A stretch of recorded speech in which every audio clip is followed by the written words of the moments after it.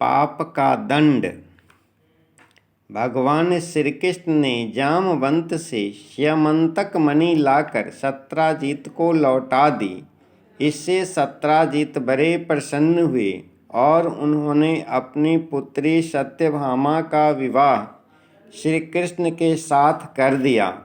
स्यमंतक मणि के प्रभाव के कारण चारों ओर सुख समृद्धि का वास हो गया। जब से सत्राजित को स्यमंतक मणि मिली थी, तभी से कई लोग उसे प्राप्त करने के लिए व्याकुल थे। अक्रूर और कृतवर्मा भी इनमें सम्मिलित थे।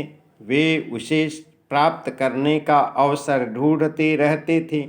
एक बार श्री कृष्ण और बलराम हस्तिनापुर गए थे। उचित अवसर जानकर अक्रूर और कृतवर्मा ने एक भयंकर षड्यंत्र रच डाला।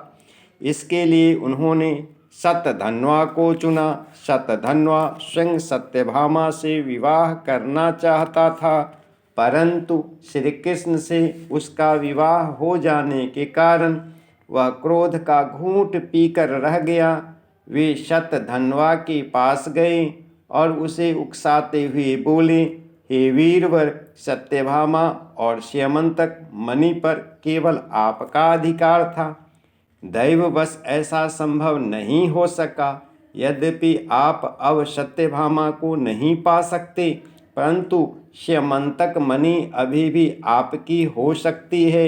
इस मणि के प्रभाव से आप भगवान सूर्य के समान परम तेजस्वी और शक्तिशाली हो जाएंगे। श्री कृष्ण भी आपके समक्ष तेजहीन लगेंगे। इसीलिए सत्राजित का वध करके आप स्यमंतक मणि अपने अधिकार में ले लें। अक्रूर और कृतवर्मा की बातों से शतधन्वा पर अपना प्रभाव दिखाया। स्यमंतक मणि प्राप्त करने के लिए वह नीच कर्म करने को भी तैयार हो गया।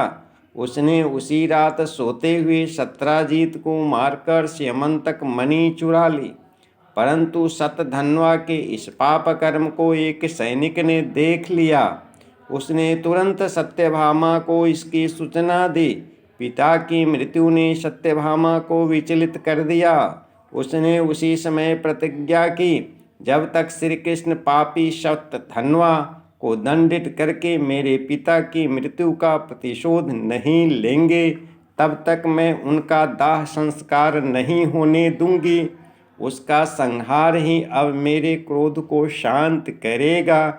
श्री कृष्ण को जब सत्राजित के वध और सत्यभामा की प्रतिज्ञा के बारे में पता चला, तो वे उसी समय बलराम सहित द्वारिका लौट आए। उन्होंने शतधन्वा को बंदी बनाने का आदेश दिया। भयभीत शतधन्वा सहायता के लिए अक्रूर के पास गया। उन्होंने उसे द्वारिका छोड़ने का परामर्श दिया।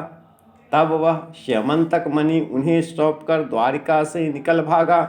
श्री कृष्ण को शतधन्वा के द्वारिका से भागने का समाचार मिला, तो वे भी रथ पर सवार होकर उसका पीछा करने लगे।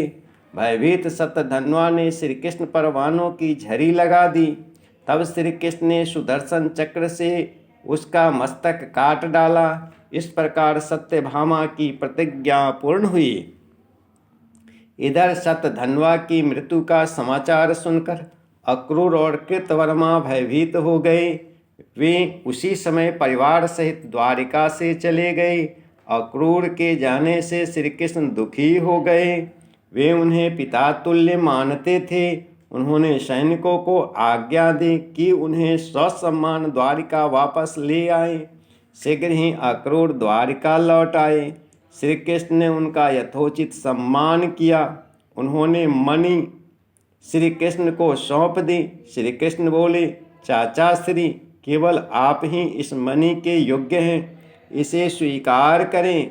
मुझे मणि नहीं, आपका स्नेह चाहिए। यह कहकर उन्होंने पुनः अक्रूर को वह मणि लौटा दी। इस प्रेम भरे व्यवहार से अक्रूर की आंखों में आंसू भर आए और उन्होंने श्री कृष्ण को गले से लगा लिया। धन्यवाद।